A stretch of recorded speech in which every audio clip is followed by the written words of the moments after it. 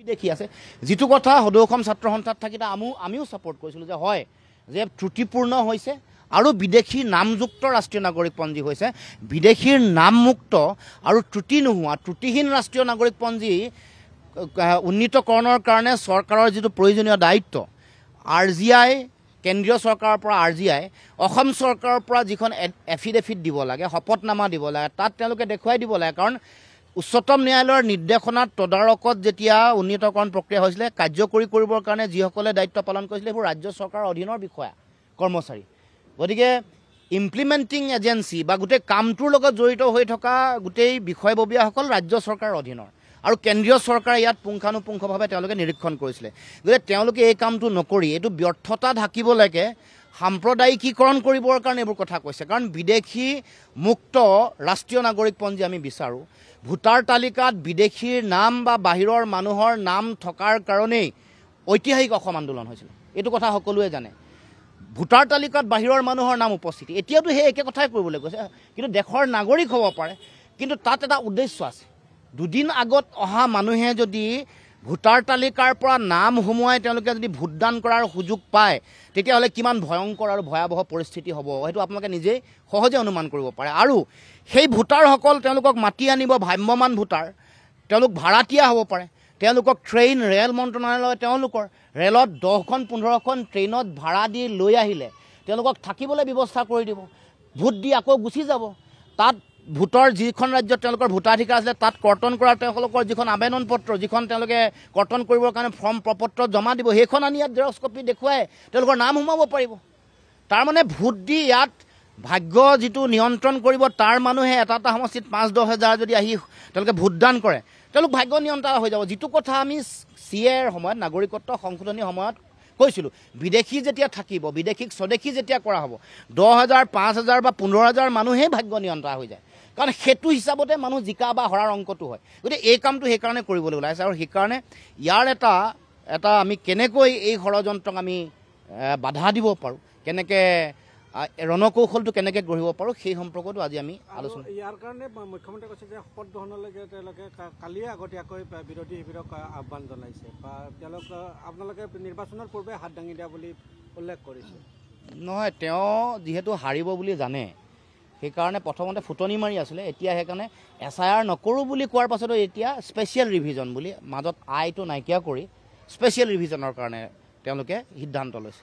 এইটো নিশ্চিত যে হিমন্ত বিশ্ব শৰ্মা এবাৰ অসমৰ মাটিৰ পৰা বিজেপি উৎখাত হ'ব সেইটো কথা তেওঁলোকৰ বহুত ইণ্টেলিজেঞ্চ আছে নহয় কেইবাটাও ইণ্টেলিজেঞ্চ এজেঞ্চি আছে চেণ্ট্ৰেল IB আছে SB আছে NIA ইণ্টেলিজেঞ্চৰ কামটো কৰে ৰয়ে কৰে সকলোৰে ৰিপৰ্টত ইমান বেছিকৈ মোহন ভাগৱত কিয় আহিব লগা হৈছে ইমান বাৰে বাৰে তেওঁলোকে জুবিনদাৰ গোটেই কথাটোক তেওঁলোকে কিয় টাপি টুপি ৰাখিব খুজিছে বেলেগ ফালে লৈ যাব কিয় খুজিছে গতিকে এই গোটেই কথা বতৰাই প্ৰমাণ কৰে যে মুখ্যমন্ত্ৰীৰ এবাৰ গাদী হিলি গৈছে আৰু এবাৰ গাদী উৎখাত হোৱাৰ পূৰ্ণ সম্ভাৱনা আছে সেইকাৰণে আবুল তাবুল কোৱা বকা আৰম্ভ কৰিছে আৰু জুবিনদাৰ বিষয়টোক তেওঁলোকে যেনেধৰণে গোটেই ন্যায় প্ৰক্ৰিয়াটো আগবাঢ়ি যাব লাগে সেইধৰণে আগবাঢ়ি যাবলৈ দিয়া নাই আৰু তেওঁলোকে সেইকাৰণে আমি CBI তদন্তৰ কথা কওঁতে নিদি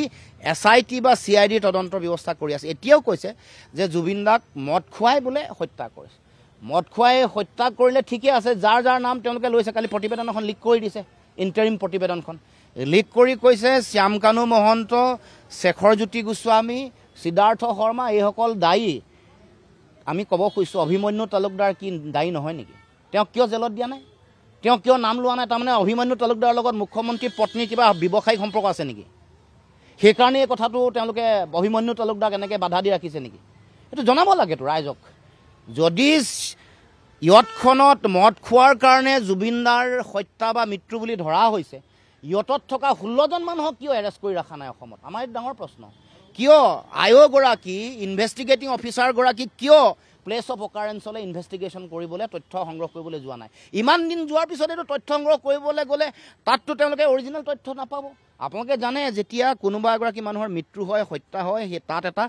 সেই একে সিচুৱেশ্যন এটা ক্ৰিয়েট কৰি লয় তাত প্ৰেজেণ্ট থাকে দেৰি হ'লে মানুহৰ কথাবোৰ ইফাল সিফাল হৈ যায় তাত থকা ইয়তৰ ড্ৰাইভাৰজনক লৈ যাব লাগিব ইয়ত যিজনে চলাইছিলে তাত যোন উপস্থিত আছিলে তেওঁলোকক লৈ যাব লাগিব তেওঁলোকৰ যোগেদি গোটেই কথাটো সুধি এনকুৱাৰী কৰা হয় কেনেকৈ আছিলে ক'ত কি কৰিছিলে কেনেকৈ জঁপিয়ালে পিন্ধিলে নে নাই পিন্ধোৱাৰ ইনষ্ট্ৰাকশ্যন দিছিলে নাই সেই সিচুৱেশ্যনটো আজি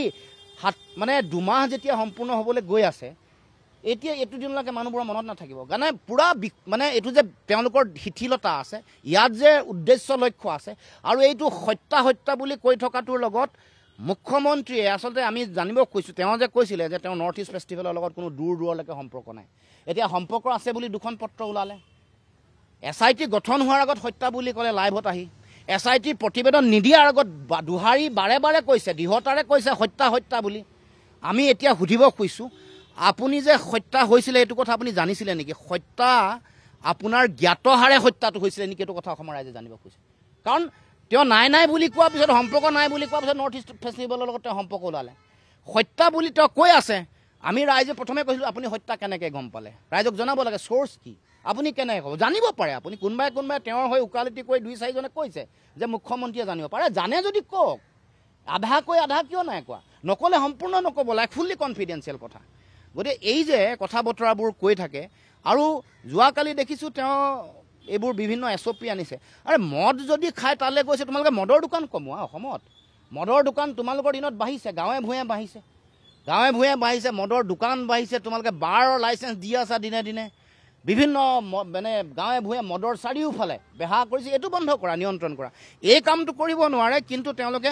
SOP দি মানুহক তালৈ যোৱাটো বাধা দিব খুজিছে মূল কথাটো বাধা দিব খুজিছে আৰু সেইকাৰণে বিভিন্ন মানুহৰ লগত ভূপেন হাজৰিকাৰ লগত কেতিয়াবা মাটিটো কম্পেয়াৰ কৰি দিয়ে কম্পেয়াৰ কৰাটো উচিত নহয় ডক্টৰ ভূপেন হাজৰিকা এটা সুকীয়া সত্তা জুবিন দাও এগৰাকী জাতিটোৰ কাৰণে সুকীয়া সত্তা তুলনাও কৰিব নালাগে মিক্সো কৰিব নালাগে দুইটাক পৃথককৈ ৰাখিব লাগে দুগৰাকী বেলেগ সত্তা অসমৰ জাতীয় জীৱনৰ কাৰণে আৰু যিটো কাম হাগ্ৰামা মহিলাৰী ডাঙৰীয়াই কৰি দেখুৱালে অসমৰ মুখ্যমন্ত্ৰীয়ে লাজ পাব লাগে যিমান আহল বহলকৈ কৰিছে যিমান ভালকৈ জন্মদিন পাতিছে যেনেকৈ মাতি দিছে মই কৈছোঁ যে অসমৰ মুখ্যমন্ত্ৰীয়ে হাগ্ৰামা মহিলাৰী ডাঙৰীয়াৰ পৰা শিকিব লাগে শিকাটো প্ৰয়োজন আমি আনুষ্ঠানিকভাৱে অসম জাতীয় পৰিষদে হাগ্ৰামা মহিলাৰী ডাঙৰীয়াক আমি অশেষ ধন্যবাদ জনাইছোঁ আৰু এই প্ৰাণৰ শিল্পীগৰাকীক সন্মান দিয়া কামটো তেওঁ যাতে আৰু ভালকৈ বিশালভাৱে কৰে পৃথিৱীত যাতে মুখ্যমন্ত্ৰীয়ে এই দায়িত্ব পালন নকৰিলেও যাতে হাগ্ৰামা মহিলাৰীয়ে এই দায়িত্ব পালন কৰে তাৰ কাৰণে আমি আহ্বান চক এই কথাবোৰ বিভিন্ন সময়ত আলোচনা হৈ আছে আপোনালোকেও সংবাদ মাধ্যমত বাতৰি পৰিৱেশন কৰিছে এনেকুৱা ধৰণৰ কথা বতৰা আগতেও আমি এখন বৈঠক হোৱাৰ আগতেও বহুতবাৰ চলিছিলে কিন্তু আমি এটা কথা কৈছোঁ যে আমাৰ লক্ষ্যটো যিহেতু বিজেপিক পৰাভূত কৰা আৰু বিজেপিয়ে যিহেতু সকলো ধৰণৰ ইণ্ডিপেণ্ডেণ্ট ডেমক্ৰেটিক ইনষ্টিটিউশ্যনবোৰক কুক্ষিগত কৰিছে ইলেকশ্যন কমিশ্যনেই কওক ন্যায়পালিকাই কওক তাৰ পাছত তেওঁলোকৰ বিৰুদ্ধে যিখন যুঁজ আছে এইখন যুঁজত আমি সকলোৱে নিজৰ দায়িত্বটো জনগণৰ প্ৰতি যিটো দায়িত্ব সংবিধান গণতন্ত্ৰ ৰক্ষাৰ প্ৰতি যিটো দায়িত্ব সেইটো অনুধাৱন কৰি সকলোৱে কাম কাজ কৰাটো প্ৰয়োজন কাৰণ এইখন যুঁজত আমি আমাৰ নিজৰ যদি সংযমী হৈ যদি আমি কাম নকৰোঁ আমি যদি দায়িত্ব সহকাৰে কাম নকৰোঁ আমি জনগণে বিভ্ৰান্ত হোৱা কথা বতৰা জনগণে এই আশাবাদী পৰিৱেশটোক নিৰাশাৰ মাজলৈ ঠেলি দিয়া কথা বতৰা যদি মানুহৰ মাজত আৰম্ভ হয় তেতিয়াহ'লে যুঁজখনত পৰৱৰ্তী দিনসমূহত আমি যেনেধৰণে শক্তিৰে যুঁজিব লাগিব সেইটো লাহে লাহে মানুহৰ মাজতো কিছু অকণমান বিভ্ৰান্তিকৰ পৰিৱেশ এটা আহিব সেইকাৰণে মই এই কথা বতৰাবোৰ আহিছে কিন্তু মই আহ্বান জনাম আজিও বিনম্ৰতাৰে সকলোকে কাৰণ মোৰো ভুল হৈ যাব পাৰে কেতিয়াবা মই নকওঁ যে আমাৰো ভুল নহ'ব কিন্তু আমাৰ লক্ষ্যটো কি এইটো আমি সকলোৱে মনত ৰাখিব লাগিব সেইকাৰণে সকলোকে মই আহ্বান জনাইছোঁ যাতে এই সময়ত মূল লক্ষ্যটো স্থিৰ কৰি ৰাখি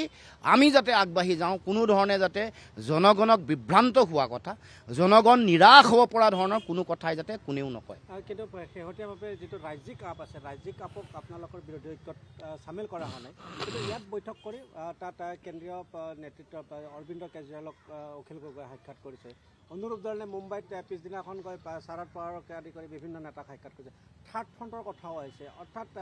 ইয়াত এটা বেলেগ পৰিৱেশ দিল্লী বা মুম্বাইত এটা বেলেগ পৰিৱেশ ইয়ে মানুহৰ মাজত এটা সন্দেহৰ সৃষ্টি কৰিছে এই ধৰণৰ যিবোৰ কথা বতৰা চলি আছে বা এই সম্পৰ্কত মই বিশেষ আজি ক'ব খোজা নাই কিন্তু মই সকলোকে আহ্বান এইটোৱে জনাম যে আমি যিয়েই কৰোঁ অসমৰ জনগণৰ মুখলৈ চাই বিজেপিক পৰাভূত কৰিবৰ কাৰণে প্ৰয়োজনীয় যিটো দায়িত্ব সেই দায়িত্ব পালন কৰিবলৈ যাওঁতে আমাৰ প্ৰয়োজনীয়তা আছে আমি কি কৰিব লাগে আমি কেনেকৈ আগবাঢ়িব লাগে আমাৰ কি আছে দায়িত্ব সেই কথা সকলোৱে অনুধাৱন কৰি আগবাঢ়িবলৈ আমিও যাওঁতে আমিও ৰাহুল গান্ধী ডাঙৰীয়াক আগতে লগ পাইছোঁ, শিৱসেনাকো লগ পাইছোঁ। এইটো এটা থাকিব পাৰে কাৰ্যসূচী। শিৱসেনাৰ মুখ্য যিগৰাকী উদ্ধৱ ঠাকৰে ডাঙৰীয়া আমি লগ পাইছিলোঁ। আৰু তেনেকৈ আমি আগতে মই হেৰিকো লগ পাইছিলোঁ, এটা সময়ত কংগ্ৰেছৰ বিৰোধীত থকা তেলেংগানাৰ মুখ্যমন্ত্ৰী আগতে লগ পাইছিলোঁ। গতিকে এইটো হ'ব পাৰে, কিন্তু মূল লক্ষ্যটো